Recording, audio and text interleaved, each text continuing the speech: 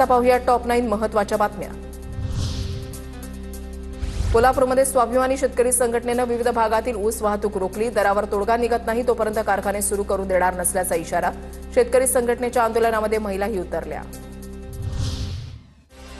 नागपूरमध्ये महिला अत्याचारांच्या घटनांमध्ये वाढ, रोज 4 घटनांची नोंद। माहितीच्या अधिकारामधून धक्कादायक माहिती समोर।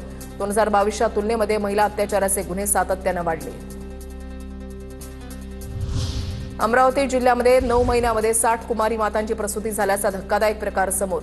सर्व प्रसूतींची अमरावती जिल्हा सामान्य स्त्री रुग्णालयामध्ये नोंद। लैंगिक अत्याचार तसंच बालविवाहातून या मुली कुमारी माता बनल्याची धक्कादायक माहिती समोर।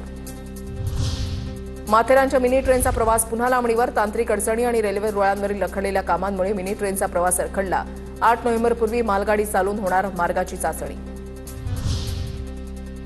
जालन्यामधल्या 8,806 शेतकरी शासनाच्या योजनांपासून वंचित राहण्याची शक्यता। शेतकऱ्यांनी अद्याप फार्मर आयडी न बनवल्याची माहिती, तर शेतकऱ्यांनी लवकरात लवकर फार्मर आयडी काढून घ्यावा, जिल्हा प्रशासनाचं आवाहन। आता फोन आल्यावर फोन करणाऱ्याचे नावही दिसणार। फसवणूक रोखण्यासाठी ट्राय आणि दूरसंचार विभागाचा महत्त्वाचा निर्णय। सर्व टेलिकॉम कंपन्यांना 1 आठवड्याच्या आत सुविधा सुरू करण्याचे आदेश। हजारो विठ्ठल भक्तांच्या आगमनासाठी चंद्रपूरमधील वडा तीर्थक्षेत्र सज्ज। वडा गावात कार्तिक पौर्णिमेला यात्रा भरते। जिल्हा प्रशासन, जिल्हा परिषद, एसटी विभागाकडून यात्रेची तयारी सुरू।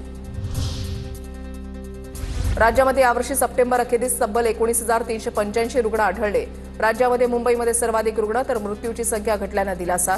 मात्र गेल्या वर्षीच्या तुलनेमध्ये रुग्णसंख्येमध्ये वाढ। चाळीसगाव नगरपालिकेची अंतिम मतदार यादी प्रसिद्ध। 36 नगरसेवक निवडून देण्यासाठी 94,724 मतदार बजावणार मतदाराचा हक्क। तर येत्या आठवड्यामध्ये चाळीसगाव नगरपालिकेची निवडणूक जाहीर होण्याची शक्यता।